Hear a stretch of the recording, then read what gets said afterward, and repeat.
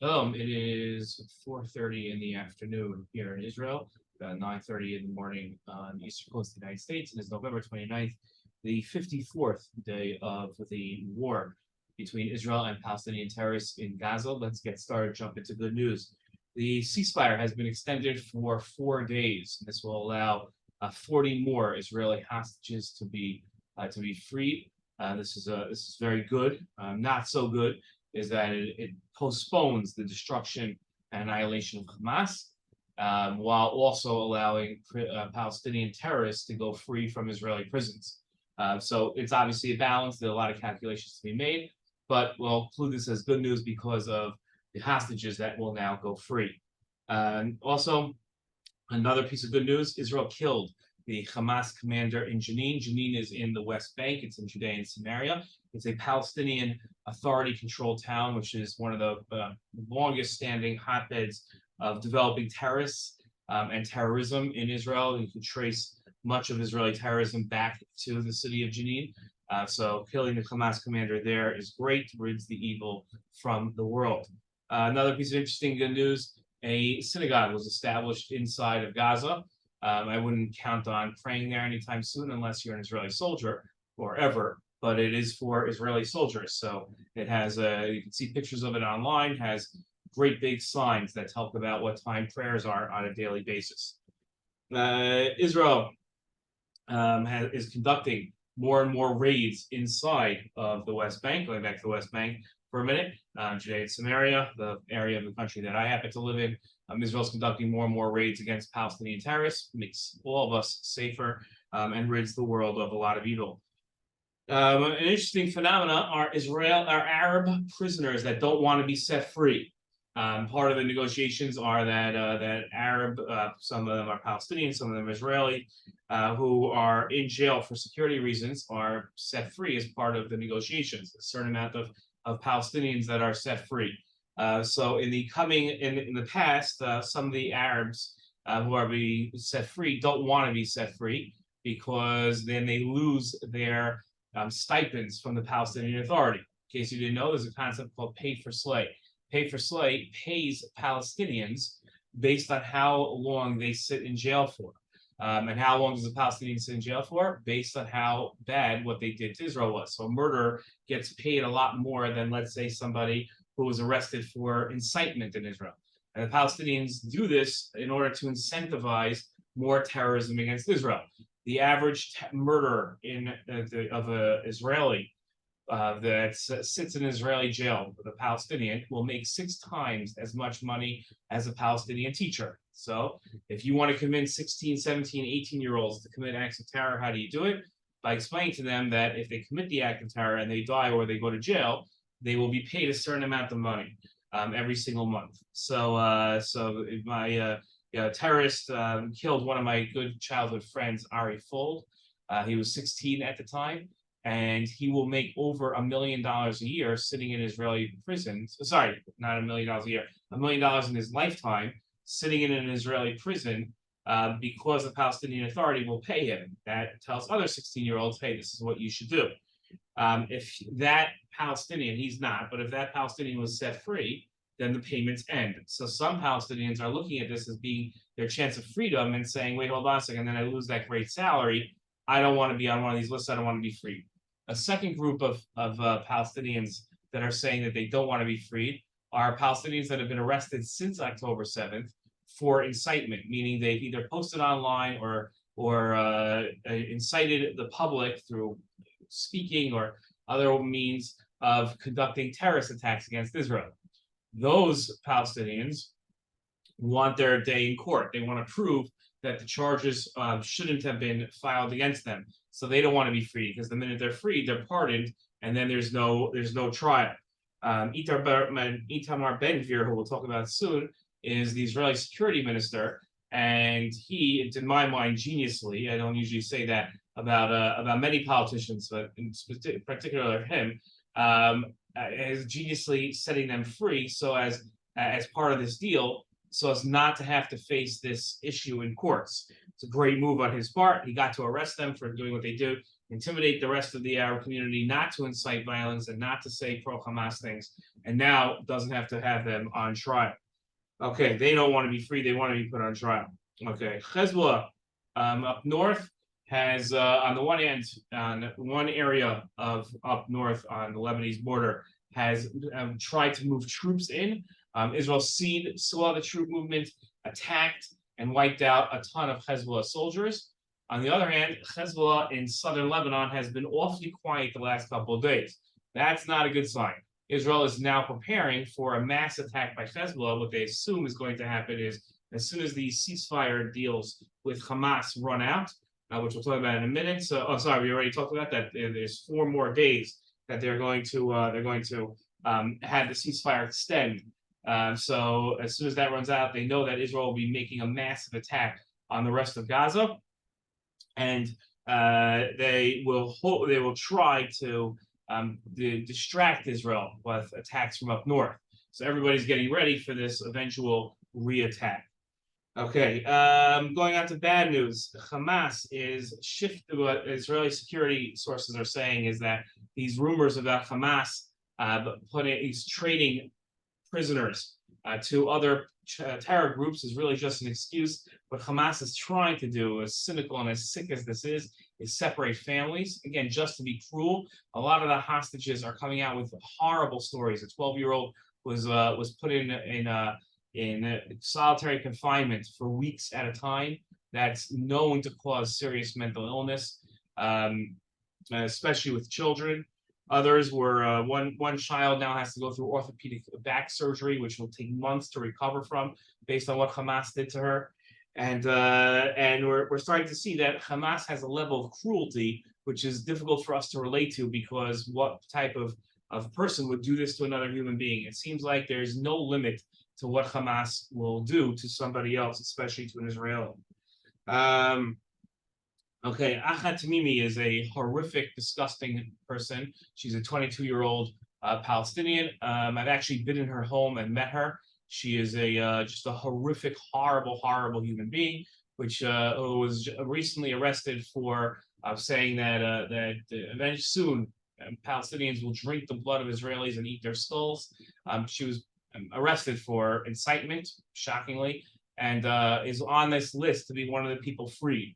This is a little concerning. I mean, obviously, I'd rather her be freed than somebody that stabs somebody, because she's only done very little violent action. She once, as a teenager, pushed an Israeli soldier.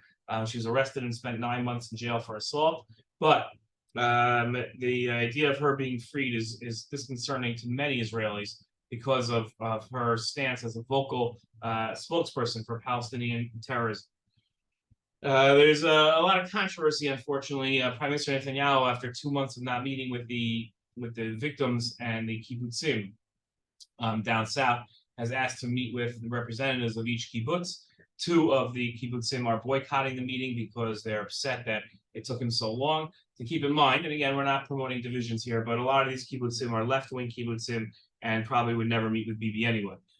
So we hope that this meeting, it's bad that there's controversy and division, but hopefully this will cause more unity and bring unity, and Prime Minister Netanyahu will be able to offer these families and these towns what they need, and going forward we'll have more and more unity among the Jewish people. Unfortunately, some bad news. Hamas, we figured out, took the bodies of 3 soldiers that they had killed on October 7th and brought them to Gaza, and they are holding them along with the hostages. 2 of those soldiers will have funerals today, even though we don't have their bodies and won't have anything to bury. The Itamar Ben-Gvir is a right-wing Israeli politician who's part of the Israeli government, and he wants Israel to continue conducting attacks against Gaza. He wants these ceasefires to end, and is threatening to break up the government, which would then cause elections to happen if the attacks don't continue. I don't think he'll really bring down the government, but he does threaten a lot, and we'll see where that goes. And Qatar is trying to reach a deal for all the hostages. Don't know if that'll happen. I can't imagine what Hamas would demand for that to happen. It probably won't be anything that will be in Israel's interests. Okay. Let's go to questions. First one is there a way to confirm that the hostages were not abused, harmed in any physical way that would cause the UN to step in? I'm not sure what the UN has to do with this, but the hostages were abused. We found out the hostages were abused. First of all, they were malnourished. The average hostage had lost 7 kilos, about 15 pounds. Some a lot more than that, right? That's an average. So they were malnourished, and some were beaten.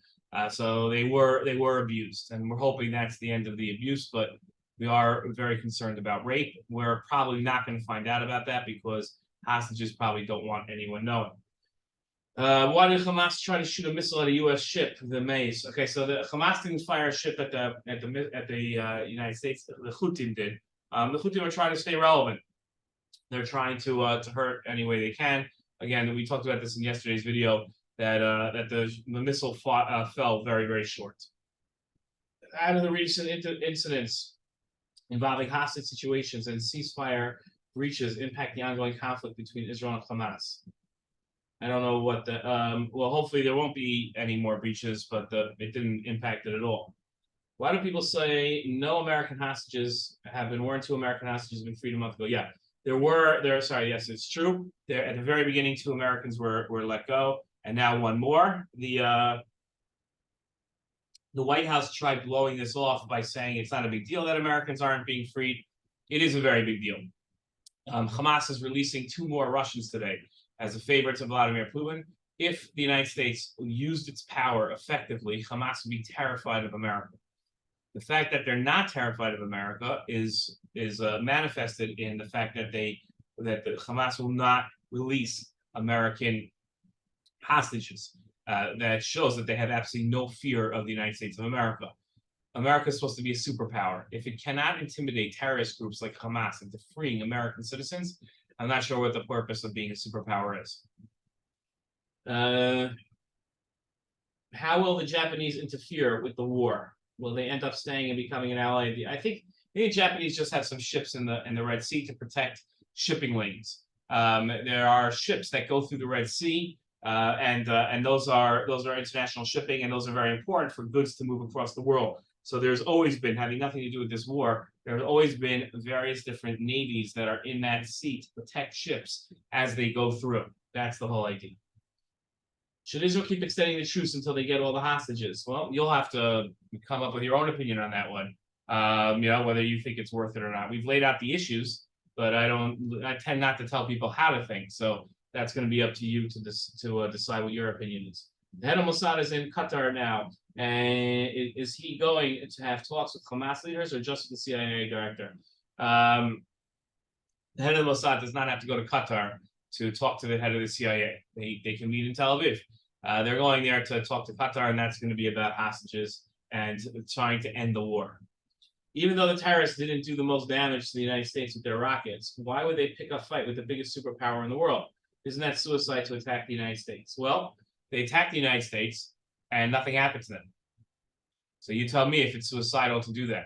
If they know they can attack the United States of America, the United States of America doesn't respond with mass force in a way that would convince somebody not to attack, well, then they're going to continue attacking. America is not responding to attacks against it in mass force.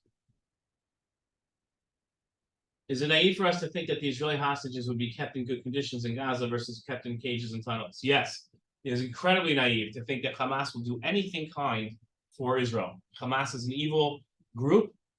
They are sadistic and savage, and they will harm anybody that they can. Does it make you feel comfortable to know that there are Palestinians that support Hamas near where you live? Yes, it makes me incredibly uncomfortable, but not just uncomfortable. Uncomfortable is like this new woke type of word that, do you feel uncomfortable? Nothing wrong with feeling uncomfortable, and we should be sensitive to people that do feel uncomfortable, especially not take actions to make people feel uncomfortable. But having Hamas terrorists and people that support Hamas terrorists and having Palestinian terrorists live near me makes me more than uncomfortable. It makes me nervous about them conducting attacks. So I'm not scared to be where I am, but I don't like the fact that there are freed attempted murderers living near me, as nobody would be. Even if Israel accepted the deal to end the war and get all the hostages back, Historically, ceasefires in Gaza have been broken by Hamas, like the one on October 6th. If that happened, would that give Israel the green light to fight back in the same way they are now? If there was a ceasefire that was established and Hamas broke it in a way that Israel felt warranted an attack, then Israel will attack. If Israel feels it's best to ignore the ceasefire, the breach in the ceasefire, like it did yesterday when bombs were fired at Israeli soldiers and gunshots were fired at them, and Israel decided to continue this ceasefire even though it was broken, so then they will, because they feel that it's in the greater good to keep the ceasefire going, even if it was a small breach. But I assume that would only work to a certain extent. Okay. What is Israel planning on doing with all the displaced people who live in kibbutzim that were invaded by Hamas? Right now, they are staying in hotels. They're staying in Airbnbs. They get a certain amount of money every night to be able to stay somewhere, and that covers them. And then there are a lot of hotels in Israel, since there's no tourism, that have opened the door to those people. Some have even moved back. Kibbutz Be'eri has a lot of their people back. Sderot has some people back. The long-term vision is to return them. They will return them, and then those people have to decide if they want to stay there or not. Will that new deal regarding another 10 hostages being given back occur anytime soon? Yes, it was just extended. Okay, it was extended, so that deal is going on now for the next 4 days. What sources do you use to collect the latest news? All the updates about American forces in the Red Sea, the American attacks against Syria, the Houthis trying to hijack ships haven't been reported in mainstream media. Yes, I try to. I look for various amount of sources. I read. I just read a ton. I look at different things on Twitter, on YouTube. There are a lot of different sources out there. You just gotta, spend the time looking. So yeah, but I just gotta keep looking around. And if you can't find stuff, just watch my videos. How would the head of Hamas been able to visit the hostages in Gaza? I thought he was in Qatar. So there are 4 or 5 different leaders of Hamas that split up between political leaders. Those guys are in Qatar. The military leaders are in Gaza Strip. So that Sinwar is in the Gaza Strip, evidently. What will Israel do to retaliate about the ruthless and horrible ways that the hostages were treated? Is there any mission that has been said regarding the families that aren't with Hamas, but with the other terrorists? So what Israel's deciding to do to retaliate against the way the hostages were treated is kill every member of Hamas. That's it. And in terms of the other groups, if you are a Palestinian in Gaza and raise a gun or try to fight Israeli soldiers, you will be killed. That's the way we do things. Okay. Why are the number of hostages being released way more, as you said, around 50 for Hamas, and only around 10 for Israel? Why are the number of hostages being exchanged not equal? Because we value our lives more than Palestinians do. Very simple. As horrible as that sounds, it's true. We look at our lives and we're willing to give up more of Palestinian terrorists for Israeli hostages because we value them so much that, now you might look at this and say it seems like it's 10 for every 50 Palestinians.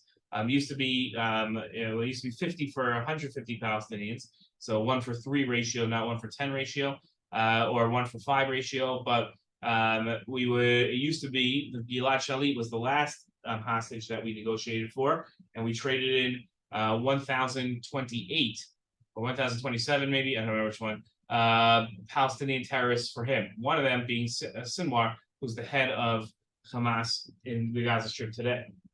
What are some of the examples of propaganda used by Hamas to gain more followers on their side with the hostage situation? Some of the things that they've been doing is forcing the Israeli hostages to write thank you letters, that they were treated like queens. Another thing is that they force Israelis to the Israeli hostages as they leave to wave. You've seen them like waving goodbye, I love you, and they're forcing them to do that by threatening them if they don't.